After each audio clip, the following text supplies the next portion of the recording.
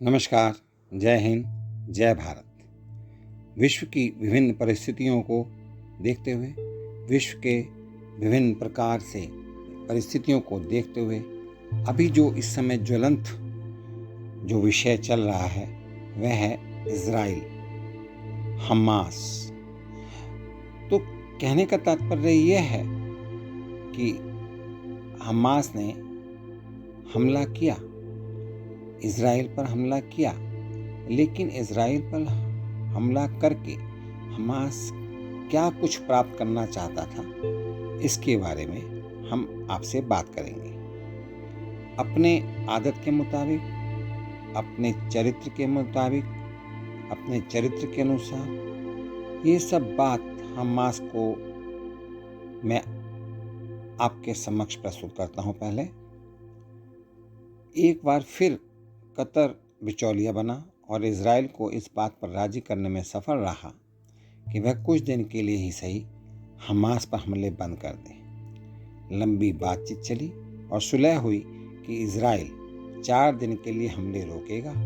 बदले में Hamas Israel के 13 बंधकों का पहला जत्था छोड़ेगा। आज शुक्रवार सुबह से, यानी कि दिनांक अगर मैं कहूँ तो 24 नवंबर सन 2023 सुबह से इज़राइल ने अपने बम वर्षकों को 4 दिन के लिए रोक दिया है। बदले में हमास भी इज़राइली बंधकों का पहला जत्था छोड़ रहा है। आगे की बातचीत चल रही है कि हर 10 बंधकों की रिहाई पर इज़राइल 1 दिन का युद्ध रोकेगा, वरना हमास पर उसका हमला जारी रहेगा। लेकिन प्रश्न यह है कि हमास को इस युद्ध की शुरुआत करके आखिर क्या प्राप्त हुआ?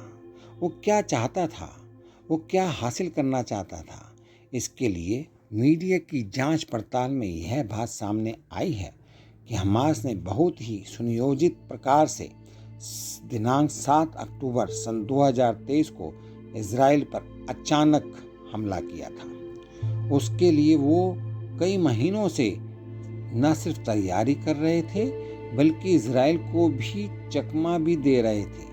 बीते कुछ महीनों से हमास के लीडर बार बार इज़राइल से लड़ाई ना लड़ने और सह अस्तित्व में रहने का संकेत कर रहे थे, लेकिन यह सब हमास की चाल थी ताकि इज़राइल उनकी ओर से लापरवाह हो जाए और अपने जो उनकी एक्टिवनेस है वो खत्म हो जाए और वो अचानक से इज़राइल पर हमला करके अधिक से अधिक नुकसान हानि पहुंचा सके। दिनांक 7 अक्टूबर को इजरायली त्योहार के दिन हमास ने ऐसा ही किया था। लगभग 1200 लोगों की हत्या कर दी, लगभग 6900 लोगों को लहूलुहान यानी कि घायल कर दिया और लगभग 200 से अधिक को बंधक बनाकर साथ ले गए। इजराइल पर यह बहुत बड़ा हमला था जिसने उसके पूरे सुरक्षा तंत्र को हिलाकर रख दिया। उन्हें सारी परिस्थितियों को समझने में भी 2 दिन लग गए। अल्पमत की सरकार चला रहे प्रधानमंत्री बेंजामिन नेतन्याहू से लेकर जासूसी एजेंसी मोसाद तक पर प्रश्न उठे। इतना बड़ा हमला हो गया, लेकिन इजरायली सरकार को इसकी भनक तक नहीं लगी। लेकिन जब इजराइल ने पूरी तैयारी के साथ हमास के ठिकानों पर हमला शुरू किया तो आज 48वें दिन हमास ही नहीं, आधा गाजा तबाह हो चुका है। दुनिया के लिए हमास एक घोषित आतंकी संगठन जरूर है, लेकिन गाजा पट्टी के लिए यह सब कुछ है। फिलिस्तीन के राष्ट्रपति महमूद अब्बास की हैसियत सिर्फ एक कठपुतली से अधिक कुछ नहीं है, जो सिर्फ संयुक्त राष्ट्र और मुस्लिम संगठनों के फोरम पर जाकर फिलिस्तीनी के नाम पर बैठ जाते हैं। वो यासर अराफात की PLO से जुड़े रहे हैं और वर्तमान में अराफात की फतेह पार्टी के प्रेसिडेंट भी हैं, लेकिन गाजा पट्टी में ज़मीन पर हमास का कब्जा है। उनकी ही सरकार चलती है और वहीं मिलिट्री ऑपरेशन करते हैं। गाजा पूरी तरह से हमास के हाथ में है और उन्होंने लगभग 30,000 मुजाहिदों की फौज भी बना रखी है। इनको किसी आर्मी की तर्ज पर संगठित किया गया है। इन्हें 24 बटालियन और 40 कंपनी में विभाजित किया गया है। कुछ स्पेशल ऑपरेशन यूनिट भी बनाई गई हैं। हमास के पास गाजा में अनेकों तरह के शेल्टर भी मौजूद हैं, जिनमें अस्पताल से लेकर भूमिगत सुरंगें भी शामिल हैं।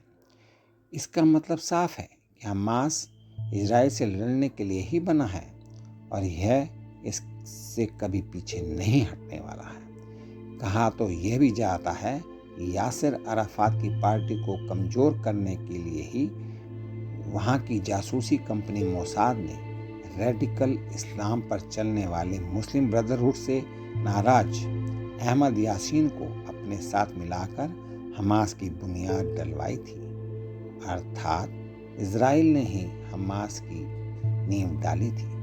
इजराइल को यासिर अराफात के शांतिपूर्ण प्रयासों की काट चाहिए थी, जिसका गाजा पट्टी पर कब्जा हो, और इसके लिए अहमद यासीन तैयार हो गया था। शुरुआत में हमास एक फलाही यानी कि इंसानियत वाले काम करने वाला संगठन बनकर उभरा, लेकिन जैसे ही उसने गाजा पट्टी के स्थानीय शासन पर कब्जा किया, उसने अपना रूप बदल लिया। निश्चित रूप से इसके लिए उसे इजराइल के दुश्मनों से मदद भी मिली, लेकिन दिनांक 7 अक्टूबर को उसने जिस तरह से इजराइल पर एक तरफा हमला किया, वह गाजा में रहने वाले फिलिस्तीनियों को बहुत भारी पड़ गया। आज 1.5 महीने बाद उत्तरी गाजा खंडर में तब्दील हो चुका है। अंतर्राष्ट्रीय एजेंसियों का अनुमान है कि गाजा की 23 लाख की आबादी में लगभग 17 लाख फिलिस्तीनी इस युद्ध में विस्थापित हो चुके हैं। आधा दर्जन से अधिक कस्बे और शहर तबाह हो चुके हैं। नागरिक सुविधाएं ध्वस्त हो चुकी हैं और हमास को 4 दिन के युद्ध विराम के लिए उसी इजराइल से समझौता करना पड़ रहा है, जिसका नामो निशान मिटा देने की कस्में खाता रहा है। इसलिए इजराइल पर हमास के हमले को एक सोची समझी मूर्खता से अधिक कुछ नहीं कहा जा सकता। जिन फिलिस्तीनियों के लिए फलाड़ी काम करने के नाम पर उसने गाजा में पैठ बनाई थी, आज वही फिलिस्तीनी तबाह और बर्बाद हो चुके हैं। इसका दोष इजराइल को बाद में दिया जाएगा, लेकिन इजराइल से पहले इसके लिए हमास दोषी है। यह बात वहाँ के लोग महसूस भी कर रहे हैं और कैमरे पर कह भी रहे हैं।